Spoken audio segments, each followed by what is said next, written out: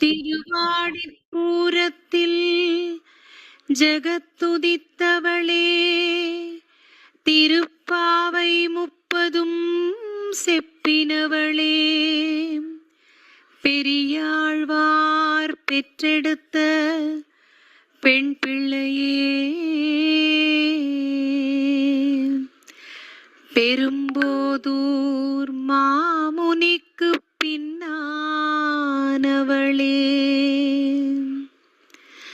143 உரைத்தவளே, உயரரங்கற்கே கன்னி உகந்தளித்தவளே, மறுவாரும் திருவல்லி வளநாடியே, வண்புதுவை நகர்கோதையே, மலர்பதங்கள் வாழியே, வண்புதுவை நகர்கோதையே, மலர்பதங்கள் வாழியே.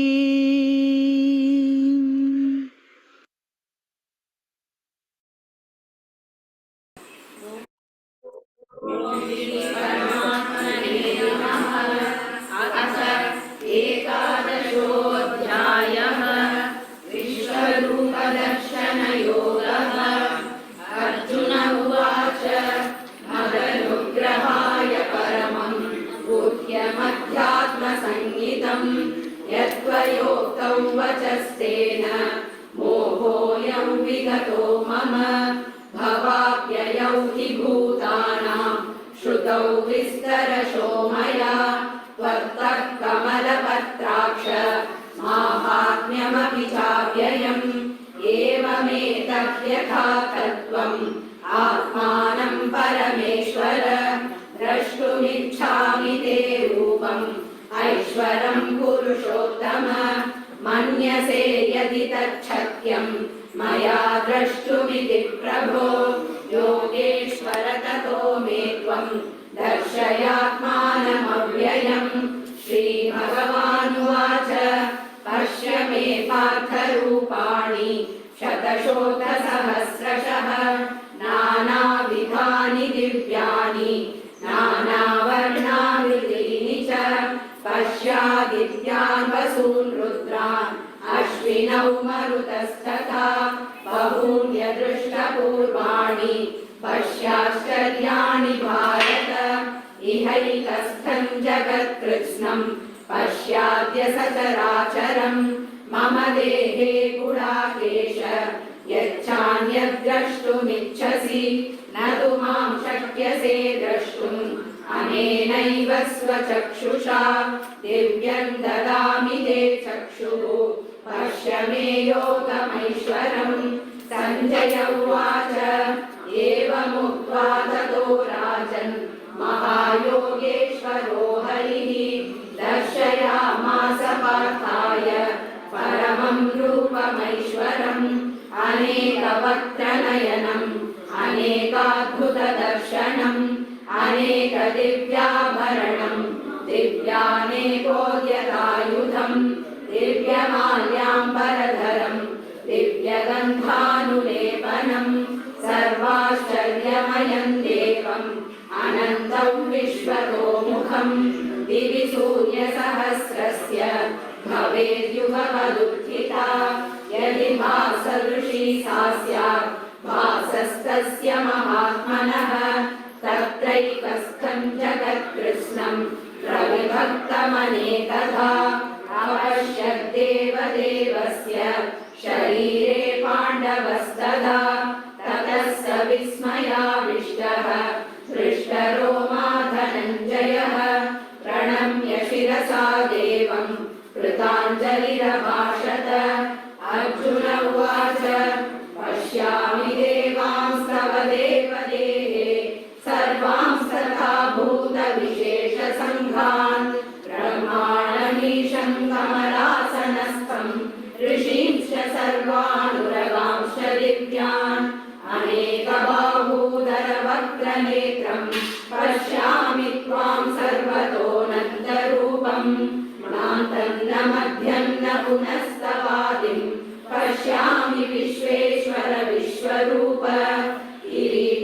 गदिनं चक्रिणं च तेजोराशिं सर्वतो दीप्तिमन्तं पश्यामि त्वां दुर्निरीक्ष्यं समन्तात् दीप्तानलार्कद्युतिमप्रमेयम् त्वमक्षरं परमव्वेदितव्यं त्वमस्य विश्वस्य परन्निधानम् त्वमव्ययः शाश्वतधर्मगोप्ता सनातनस्त्वं पुरुषो मतो मे अनादिमध्यान्तमनन्तवीर्यम् अनन्तबाहुं शशिसूर्यनेत्रम् पश्यामि त्वां दीप्तहुताशवक्त्रम् स्वतेजसा विश्वमिदन्तपन्तम् या वा पृथिव्योरिदमन्तरं हि व्याप्तं त्वयैकेन दिशश्च सर्वाः दृष्ट्वाद्भुतं रूपमुद्रन्तवेदं लोकत्रयं प्रव्यथितं महात्मन् अमीहि त्वां सुरसङ्घा विशन्ति केचिद्भीताः प्राञ्जलयो गृह्णन्ति स्वस्ति युक्त्वा महर्षिसिद्धसङ्घाः स्तुवन्ति त्वां स्तुतिभिः पुष्कलाभिः रुद्रादित्या वसवो ये च साध्याः विश्वेश्विनौ मरुतश्चोष्णवाश्च गन्धर्वयक्षासुरसिद्धसङ्घाः वीक्षन्ते त्वां विस्मिताश्चैव सर्वे रूपं महत्ते बहुवक्त्र नेत्रं महाबाहो बहुबाहूरुवादं बहूदरं बहुदंष्ट्राकरालं दृष्ट्वा लोकाः प्रव्यथितास्तथाहं नवस्पृशं दीप्तमनेकवर्णं व्याख्याननं दीप्तविशालनेत्रं दृष्ट्वा हि त्वां प्रव्यथितान्तरात्मा धृतिं न विन्दामि शमं च विष्णो दंष्ट्राकरालानि च ते मुखानि दृष्ट्वैव कालानलसन्निभानि दिशो न जाने न लभे च शर्म प्रसीद देवेश जगन्निवास अमी च त्वां धृतराष्ट्रस्य पुत्राः सर्वे सहैवाहनिपालसङ्घैः भीष्मो द्रोणः सूतपुत्रस्तथासौ सहास्मदीयैरभियोधमुख्यैः वक्त्राणि ते स्वरमाणा विशन्ति दंष्ट्राकरालानि भयानकानि केचित् विलग्ना दशनान्तरेषु सन्दृश्यन्ते चूर्णितैरुत्तमाङ्गैः यथा नदीनां बहवोऽम्बुवेगाः समुद्रमेवाभिमुखा द्रवन्ति तथा तवामी नरलोकवीराः विशन्ति वक्त्राण्यभिविज्वलन्ति यथा प्रदीप्तं ज्वलनं पतङ्गाः विशन्ति नाशाय समृद्धवेगाः तथैव नाशाय विशन्ति लोकाः तवापि वक्त्राणि समृद्धवेगाः लेलिह्यसे प्रसमानः समन्तात् लोकान् समग्रान् वदनैर्ज्वलद्भिः तेजोभिरापूर्य जगत्समग्रम् भासस्तवोग्राः प्रतपन्ति विष्णो आख्यादिमेको भवानुग्ररूपः नमोऽस्तु ते देववर प्रसीद विज्ञातुमिच्छामि भवन्तमाद्यम् न हि प्रजानामि तव प्रवृत्तिम् श्रीभगवानुवाच कालोऽस्मि लोकक्षयकृत् प्रवृद्धः लोकान् समाहर्तुमिह प्रवृद्धः हृदे विद्वान् न भविष्यन्ति सर्वे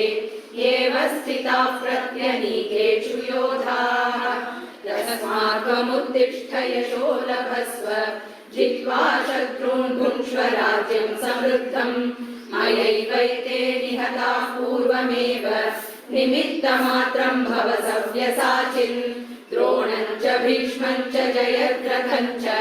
कर्णं तथान्यानपि योधवीरान् मया हतां स्वं जहिमा व्यतिष्ठाः युध्यस्व चेतासि रणे सपत्नान् सञ्जय उवाच एतत् श्रुत्वा वचनं केशवस्य कृताञ्जलिर्वेपमानः किरीटी नमस्कृत्वा भूय एवाह कृष्णं सरद्गदं भीतः प्रणम्य अर्जुन उवाच स्थाने ऋषिकेश तव प्रकीर्त्या जगत्प्रहृष्यत्यनुर अनुरज्यते च रक्षांसि भीतानि दिशो द्रवन्ति सर्वे नमस्यन्ति च सिद्धसङ्घाः तस्माच्च तेन न मेरन्महात्मन् गरीयसे ब्रह्मणो व्याधिकर्त्रे अनन्तदेवेश जगन्निवास त्वमक्षरं सदसत्तत्परं यत् त्वमादिदेवः पुरुषः पुराणः त्वमस्य विश्वस्य परन्निधानम् वेदासि वेद्यं च परं च धाम त्वया गतौ विश्वमनन्तरूप वायुर्यमोऽग्निर्वरुणः शशाङ्कः प्रजापतिस्त्वं प्रपितामहश्च नमो नमस्तेऽस्तु सहस्रकृत्वः पुनश्च भूयोऽपि नमो नमस्ते नमः पुरस्तादथ पृष्ठतस्ते नमोऽस्तु ते सर्वत एव सर्व अनन्तलीलामितविक्रमस्त्वं सर्वं समाप्नोषि ततोऽसि सर्वः सखेति मत्वा प्रसभय्यदुक्तं हे कृष्ण हे यादव हे सखेति अजानता महिमानन्तवेदं मया प्रमादात् प्रणयेन वापि यच्चावहासार्थमसत्कृतोऽसि विहारशय्यासनभोजनेषु एकोऽथवाप्यच्युत तत्समक्षं तत्क्षामये त्वामहमप्रमेयम् विकासि लोकस्य चराचरस्य त्वमस्य पूज्यश्च गुरुर्गरीयान् न त्वत्समोऽस्म्यभ्यधिकः कुतोऽन्यः लोकत्रयेऽप्यप्रतिमप्रभाव तस्मात् प्रणम्य प्रणिधाय कायं प्रसादये त्वामहमीशमीड्यम् पितेव पुत्रस्य सखेव सख्युः प्रियः प्रियायातसि देव सोढुम् अदृष्टपूर्वं विषितोऽस्मि दृष्ट्वा भयेन च प्रव्यथितं मनो मे तदेव मे दर्शय देवरूपं प्रसीद देवेश जगन्निवास किरीटिनं गदिनं चक्रहस्तम् इच्छामि त्वां द्रष्टुमहं तथैव तेनैव रूपेण चतुर्भुजेन सहस्रबाहो भव विश्वमूर्ते श्रीभगवानुवाच मया प्रसन्नेन तवार्जुनेदं रूपं परं दर्शितमात्मयोगात् तेजोमयं विश्वमनन्तमाद्यं यन्मे त्वदन्येन न दृष्टपूर्वं न वेदयज्ञाध्ययनैर्न दानैः न च क्रियाभिर्न तपोभिरुग्रैः एवं रूपः शक्यः नृलोके द्रष्टुं त्वदन्येन कुरु प्रवीर मा ते व्यथा मा च विमूढभावः दृष्ट्वा रूपं घोरमीदृं ममेदं व्यपेतभिः प्रीतमनाः पुनस्त्वं तदेव मे रूपमिदं प्रपश्य सञ्जय उवाच इत्यर्जुनौ वासुदेवस्तथोक्त्वा स्वकं रूपं दर्शयामास भूयः आश्वासयामास च भीतमेनं भूत्वा पुनः सौम्य वपुर्महात्मा अर्जुन उवाच दृष्टेदं मानुषं रूपं तव सौम्यं जनार्दन इदानीमस्मि संवृद्धः सचेता प्रकृतिं गतः श्रीभगवानुवाच सुदुर्दर्शमिदं रूपं दृष्टवानसि यन्मम देवा अप्यस्य रूपस्य यज्ञं दर्शनकाङ्क्षिणः नाहं वेदैर्न तपसा न दानेन न चेत्यया शक्य एवौविधो द्रष्टुं दृष्टवानसि मायका भक्त्या त्वनन्यया शक्यः अहमेवौविधोऽर्जुन ज्ञातुं द्रष्टुं च तत्त्वेन प्रवेष्टुं च परन्तप मत्कर्म कृन्मत्परमः मद्भक्तः सङ्गवर्जितः निर्वैरः सर्वभूतेषु यः स मामेति पाण्डव ॐ तत्सदिति श्रीमद्भगवद्गीतासु उपनिषत्सु ब्रह्मविद्यायां योगशास्त्रे श्रीकृष्णार्जुनसंवादे विश्वरूपदर्शनयोगो नाम एकादशोऽध्यायः सर्वधर्मान् परित्यज्य मामेकं शरणं व्रज अहं त्वा सर्वपापेभ्यः मोक्षयिष्यामि मा शुचः